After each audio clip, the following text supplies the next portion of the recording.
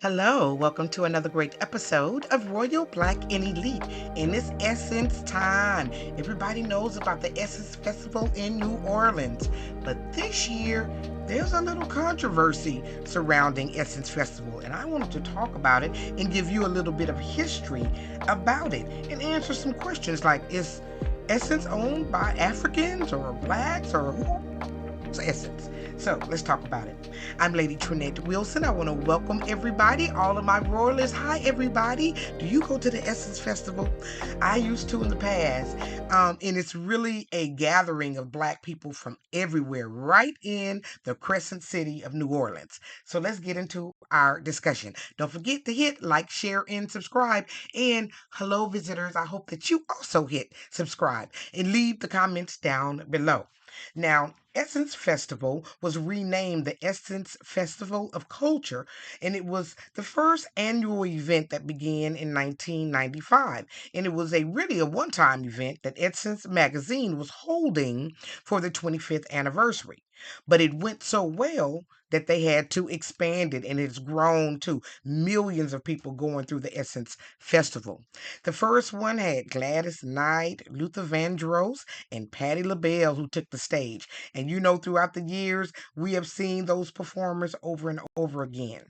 But the music was only half of the fun. They also had food and events and empowerment workshops, and they connected the community agencies with the people who were attending. So it was really a big African American Black cultural event.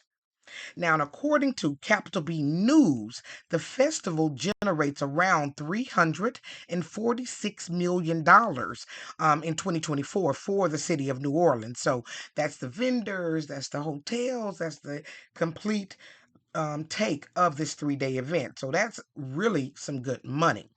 Now, Essence, the magazine, was founded in 1968, and it was founded by for men despite it being for Black women.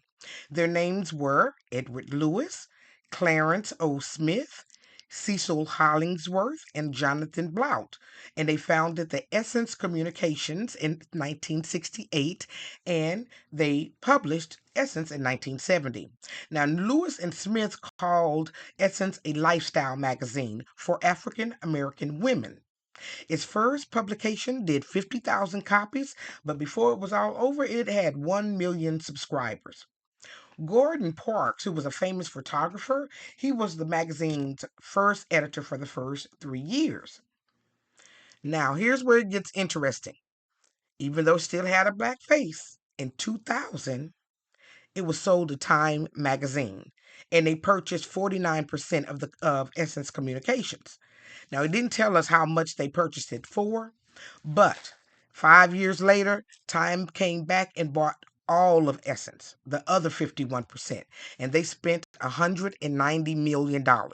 So, in 2005, 20 years ago, Essence was 0% black owned.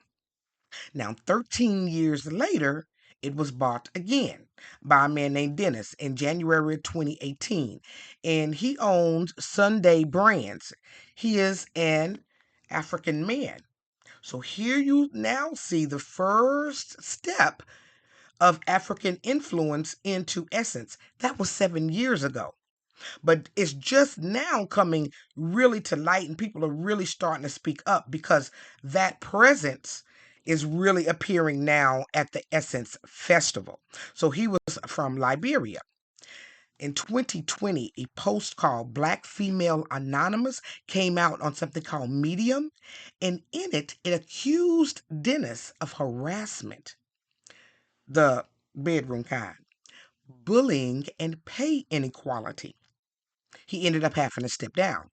But it still remained in African influence control because he put Carolyn Wenga in place. And she is a Kenyan citizen. Now, Miss Carolyn worked for Target for 15 years. She was, very connected, and she loves her African heritage very much. And so, slowly but surely, you started seeing this influence begin to enter into the conversation. Now, let me go back a little bit because foundational Black Americans, FBAs is also what they call them, and these are the descendants of slaves, sometimes are spoken down to and spoken down about by Africans because of many reasons. And I'm not saying all Africans, I'm saying some Africans. And many of them speak down on FBAs and say that we are ghetto, lazy, and of low intelligence, never taking into account that us FBAs are the ones, and our ancestors are the ones who built this country. And when it comes to being smart, we invented the home security system, the four-way stop sign, medicine. Black man was the first one to do a first open heart surgery, the lowering mechanism for the casket. I mean, I have all these stories on here on Royal Black and Elite. So this notion that Black people are somehow lazy, FBAs, excuse me, are lazy and don't deserve anything or poor in all of this is mistaken. We lived up under the bear of the 400 years of slavery, Jim Crow, the civil rights movement. We had to fight for where we are today. And so for another person who looks like you, just because they come from another country, feel they're better than you because they look at you or as a monolith, like all Black Americans do this, it's wrong. And let's not even get into the whole issue of Africans selling Black people that started slavery. So it's a lot of pain involved in this conversation. So when you see Essence now highlighting African culture versus Black culture, FBA culture, for some, there is a problem with it. Now, the Pan-African culture has really been making a big, push within America. You see it in the way people now dress.